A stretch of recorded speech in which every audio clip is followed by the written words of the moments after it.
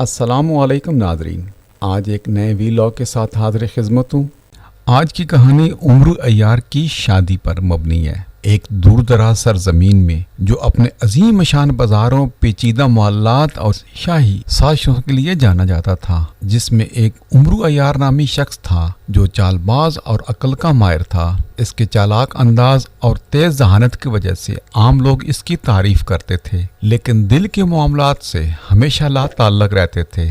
اس کی زندگی بدعنوانی کو بے نقاب کرنے، غلطیوں کو درست کرنے اور ظالموں کو شکست دینے کے لیے وقف تھی۔ ایک دن جب عمرو ایک بڑے بازار سے گزر رہا تھا تو اس نے دیکھا کہ شہزادی لیلا نامی ایک خوبصورت نوجوان عورت بھیڑ میں سے خوبصورتی سے چل کر آ رہی ہے۔ وہ ایک رئیس کی بیٹی تھی، بے پناہ خوبصورت، ذہانت کی حامل خاتون۔ جو بھی اس کو دیکھتا سب اس کی تعریف کرتے۔ اور ایک عمرو تھا جو کسی کی ظاہری شکل سے متاثر نہیں ہوتا تھا، لیکن اس خاتون نے اس انداز میں خود کو سنبھالا ہوا تھا اور پر اعتماد انداز سے آگے بڑھ رہی تھی۔ وہ اب تک عمرو کو ملنے والی عورتوں سے بالکل مختلف تھی، تاہم شہزادی لیلا کی زندگی عمرو کی زندگی سے کم پیچیدہ نہیں تھی۔ اس کی منگنی ایک طاقتور اور ظالم شہزادے سے ہوئی تھی جو اپنے تکبر، بے رحم عزائم کے لیے جانا جاتا تھا۔ شادی سیاسی وجوہات کی بنا پر طے کی گئی تھی۔ لیلا کو شہزادے سے شادی کرنے کی کوئی خواہش نہیں تھی۔ وہ اس کے تکبر کو حقیر سمجھتی تھی، اور اگرچہ اس کے والد نے اصرار کیا کہ ان کی شادی سے ان کے خاندان میں خوشحالی آئے گی، لیلا آزادی اور ایک ایسے ساتھی کی خواہش رکھتی تھی جو نہ صرف اس کی خوبصورتی بلکہ اس کی عقل کا بھی احترام کرے۔ ایک دن شہزادی لیلا نے ایک آدمی عمرو عیار کی سرگوشیاں سنی۔ وہ چال باز جس نے بادشاہوں کو شکست دی تھی اور بدعنوان حکام کو اپنی عقل سے زیادہ بے نقاب کیا تھا۔ کہانیوں سے متوجہ ہو کر لیلا اس سے ملنے نکلی۔ اس نے اپنے آپ کو ایک عام انسان کے روپ میں دھارا اور عمرو کو چائے خانے کے کونے میں بیٹھا پایا۔ اس کی تیز نگاہیں ہمیشہ کی طرح اس کا جائزہ لے رہی تھیں۔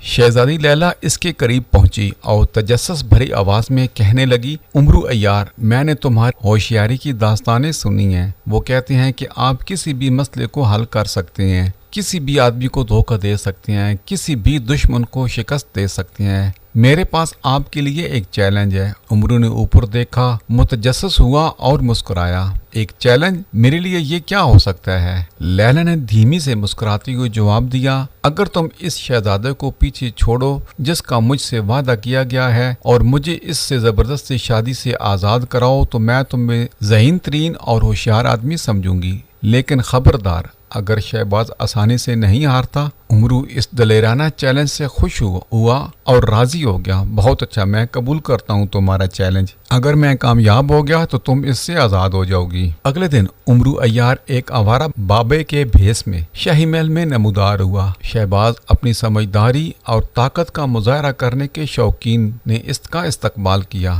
دونوں افراد شاہی حال میں اکٹھے بیٹھ گئے اور عمرو نے ایسے سوالات پوچھنا شروع کیے جو سطحی طور پر سادہ لگتے تھے، لیکن شہباز کے تکبر اور حقیقی عقل کی کمی کو ظاہر کرنے کے لیے بنائے گئے تھے۔ جب عمرو نے پوچھا کہ شہزادہ شہباز، مجھے بتاؤ، ایک حکمران کے پاس سب سے بڑی طاقت کیا ہوتی ہے؟ تو اس نے سینہ چوڑا کر کے اعتماد سے جواب دیا کہ ایک حکمران کی اس کی طاقت اس کی فوج کو کمان کرنے اور دشمنوں کو زیر کرنے کی صلاحیت میں ہوتی ہے۔ عمرو مسکرایا لیکن کچھ نہیں بولا، صرف سر ہلایا جیسے اس نے اتفاق کیا ہو۔ اس نے پھر پوچھا، اور حکمران کی سب سے بڑی کمزوری کیا ہو سکتی ہے؟ اپنی برتری کا مظاہرہ کرنے کے شوقین نے جواب دیا کہ ایک حکمران کی کمزوری یہ ہے کہ وہ اپنے نیچے والوں کو قابو نہ کر سکے۔ ایک کمزور حکمران اس کے اپنے ہی لوگ گرا دے۔ عمرو نے کچھ سوچا، پھر کہا، اگر کسی حکمران کی طاقت اس کی طاقت میں ہے، اس کی کمزوری اس کے اختیار میں ہے، اس کے پاس صحیح معنوں میں حکومت کرنے کے لیے کیا بچا؟ شہزادہ شہباز جواب دینے سے قاصر ہو کر اپنی پیشانی ہلا کر بولا، اس کے پاس کوئی جواب نہیں تھا۔ اب اس کا غروب ڈوبا جا رہا تھا۔ کمرے میں خاموشی چھا گئی۔ عمرو کے الفاظ ایک پہیلی کی طرح ہوا میں معلق ہو گئے جس کا کوئی جواب نہیں تھا۔ شہباز کی مایوسی بڑھتی گئی۔ عمرو نے اس لمحے کو محسوس کرتے ہوئے مزید کہا، ایک حقیقی حکمران حکمت سے حکومت کرتا ہے، نہ کہ طاقت سے۔ وہ اپنے لوگوں کی عزت طاقت سے نہیں بلکہ انہیں سمجھ کر حاصل کرتا ہے۔ پہلی کا جواب نہ دینے، امرو کی دانشمندی کو پہچانے سے عاجز آ کر شہباز غصے سے کھڑا ہوا اور کہا کہ تم مجھے چیلنج کرنے کی ہمت کر رہے ہو، میں یہ گستاخی برداشت نہیں کروں گا۔ لیکن امرو نے کہہ لگاتے ہوئے صرف اتنا کہا کہ شہزادہ شہباز تم اس کے صحیح معنوں میں قابل نہیں تھے۔ شہزادی لیلا عقل اور احترام کی ساتھی کی مستحق ہے، غرور آدمی کو اندھا کر دیتا ہے۔ اس کے ساتھ ہی امرو وہاں سے جانے کے لیے مڑا، لیکن جیسا کہ اس نے کہا، شہباز نے غصے میں آ کر اپنے غصے پر قابو نہ رکھ سکا، اسے مارنے کی کوشش کی، لیکن امرو تیز تھا اور ایک ہی لمحے میں شہزادے کو اپنی طاقت کے جال میں پھنسا کر باہر پھینک دیا۔ یہ ایک ایسا جال جو اس کے تعاقب میں تاخیر کرے گا اور لیلا کو فرار ہونے کا موقع ملے گا۔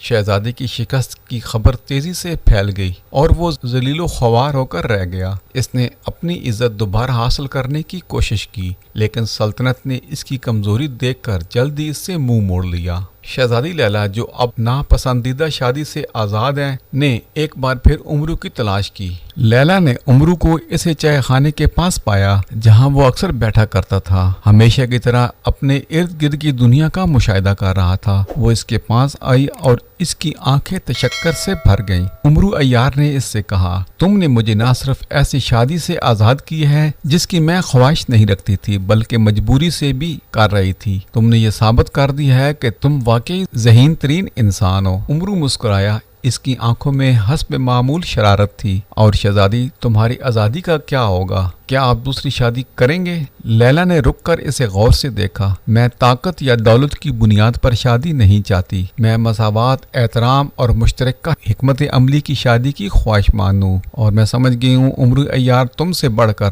کوئی بھی ایسی خوبیوں والا انسان نہیں ہے۔ امرو نے اس کی آنکھوں میں خلوص دیکھ کر ہلکا سا ہنسا۔ تم مجھ سے شادی کرنا چاہتی ہو؟ ایک چال باز اور لیلا مسکرائی۔ ہاں، مجھے ایک ایسے ساتھی کی تلاش ہے جو عقل کی قدر کرے اور دنیا کو ویسا ہی دیکھے اور اسے بدلنے کی ہمت کرے۔ کیا تم مجھ سے شادی کرو گے امرو عیار؟ امرو، اس کی باتوں سے اس کا دل ہل گیا، کھڑا ہو گیا اور جھک گیا۔ اس کی آواز گرم مگر چھیڑ چھاڑ کر رہی تھی۔ میں کوئی شہزادہ نہیں ہوں، لیکن اگر تم مجھے حاصل کرو گے تو میں خوشی سے تم سے شادی کروں گا۔ ایک ساتھ مل کر ہم دنیا کو چیلنج کر سکتے ہیں اور اسے بدل سکتے ہیں۔ امرو عیار کی کہانی یہ سکھاتی ہے کہ حقیقت شراکت داری دولت یا طاقت پر نہیں، بلکہ باہمی احترام، حکمت، افہام و تفہیم پر قائم ہوتی ہے۔ اس سے یہ بھی پتہ چلتا ہے کہ ہوشیاری اور ہمت صرف لڑائیاں نہیں بلکہ دلوں کو بھی جیت سکتی ہے۔